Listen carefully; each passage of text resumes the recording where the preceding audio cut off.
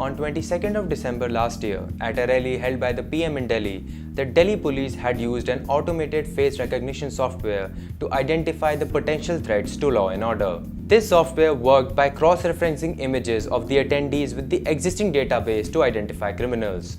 To take it a step further, the police in Delhi and UP were also seen photographing protesters at different CAA protest sites. After the unfortunate violence that rocked the capital, the Home Minister claimed in the Lok Sabha that over 1900 faces of the perpetrators of violence had been identified.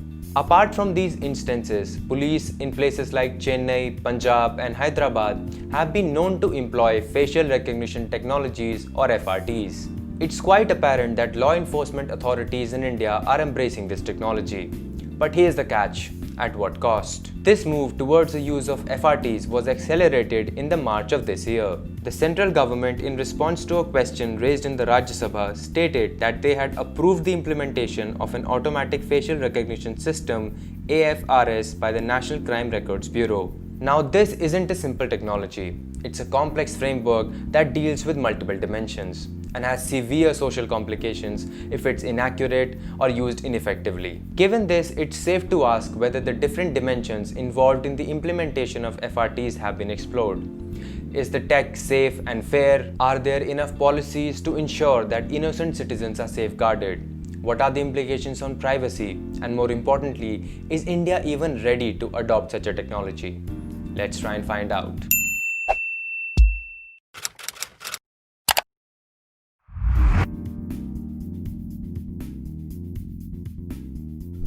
The first aspect to explore is the functioning of the FRTs itself. They work by first detecting the face, then extracting key features of the face, followed by recognition, which may be verification of the face or identification of a person. These have a number of use cases in the contemporary society. But here, we'll focus on the context of policing. As I had mentioned before, the police have used FRTs to identify criminals.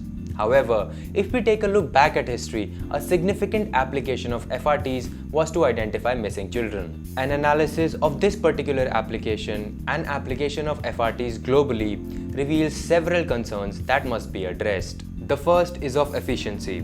As recently as August 2018, the Delhi police had admitted that the accuracy of facial recognition software being used to trace missing persons is only 2% and not good. Later, it came to light that this technology was not even able to distinguish between the faces of boys and girls. That was 2018, and technological advancements have been rapid. It might be safe to assume that innovations in this technology would have increased the accuracy of FRTs. However, such developments are not made available to the public.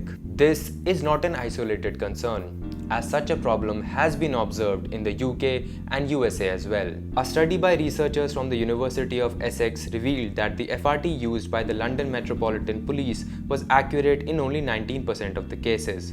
In the USA, UCLA conducted a study with Amazon's FRT recognition, and the AI incorrectly matched the faces of 28 members of Congress with people who had committed crimes. Of the total false matches, 39% were members of Congress who are people of color. This is a disproportionate number of false matches, as people of color account for only 20% of the total representation in Congress. Herein lies the second flaw that has been observed in FRTs, that is bias and discrimination. A study conducted on the disparity in gender classification among FRTs revealed that these technologies have generally performed worse when identifying women or darker-skinned individuals. This study was done in the USA, where women and darker-skinned individuals have historically faced discrimination. When applied to the Indian context, this raises several concerns. On the one hand, India is a country with a high level of diversity. The facial features and structure differ greatly in different parts of the country. When this is understood in context of existing social biases and discrimination, it is evident that this problem of bias and discrimination could be very hard to deal with in India. A related concern that has often been brought up is the binary classification of gender that FRTs resort to. By classifying people on the basis of their genders into male and female, FRTs resort to the traditional conception of gender as binary and ignore the experiences of transgenders. The bias created in these programs is most often a result of either inaccurate datasets or an inherent bias in the developer of the program that is reflected in the end product. The best way to ensure that such a problem does not arise is to ensure a high level of transparency. But this also seems to be lacking. There is a lack of transparency, both with regard to the use of FRTs as well as with FRT itself. In the first place, the government has not been forthcoming with its use of the same. Rather than being communicated by the government, it was a report by the newspaper Indian Express that revealed the use of FRTs by the Delhi police at Narendra Modi's rally. Moreover, there was no public consultation or debate associated with the implementation of this program. In fact, the statement made by Amit Shah in the Lok Sabha about the databases that had been utilized by the Delhi police in identifying those people guilty of violence at the Delhi riots directly contradicted the response provided by Delhi police to a right to information request filed by the Mint. Amit Shah said that driving license and voter ID databases had been used, whereas the reply to the RTI stated that only police databases had been used. Further, the functioning of the FRTs itself is not known to the public. This includes the dataset it uses, the processing it employs, and so on. This is a complex problem, as the need for transparency must be balanced with the right of intellectual property of the developer of the program. The lack of transparency with regards to the procedural aspects of collection, storage, and processing of data lead to a situation where the user is unaware of the people who have access to the data and the rules and restrictions that govern the actions of these people. The deep privacy implications associated with this are a serious concern.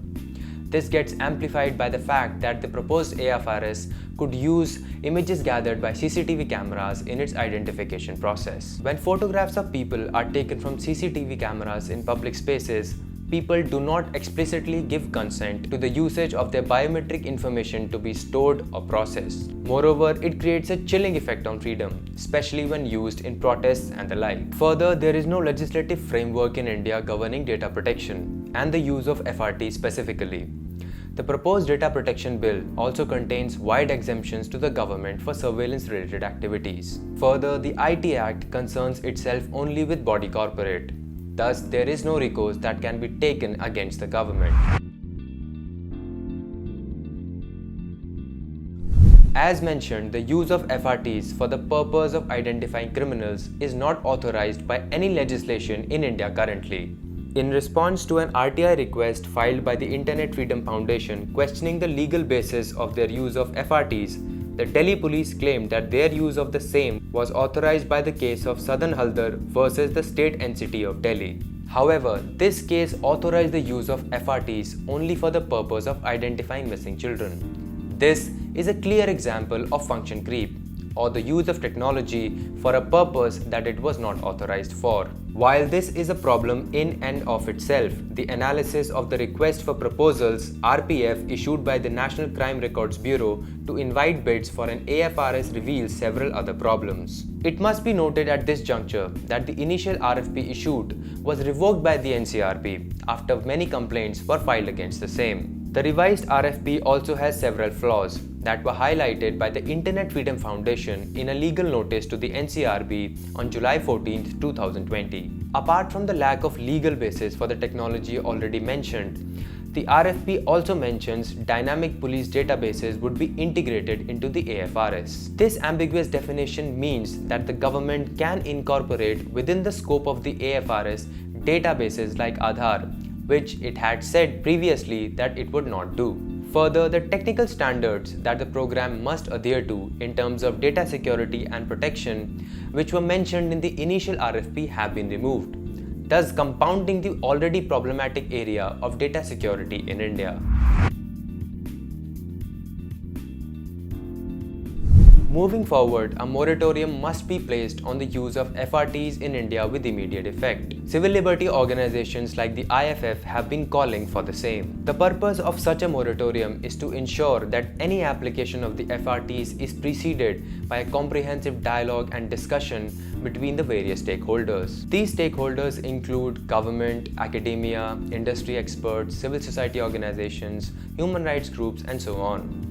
Further, such a discussion should involve an honest disclosure about the capabilities of such a technology by the government and the creators of these technologies. Post such a discussion, a comprehensive legal framework should be established that monitors the use of such FRTs. As mentioned before, several states have implemented FRTs.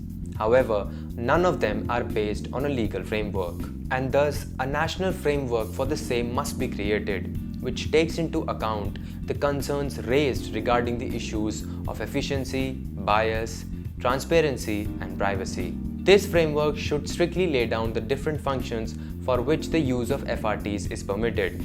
It must not allow for function creep, as in the case of Delhi police, where the unauthorized use of identifying criminals crept into the authorized use of identifying missing children. Further, checks and balances must be created, including a judicial review process and an independent assessment of the system from a technical, legal, and ethical perspective.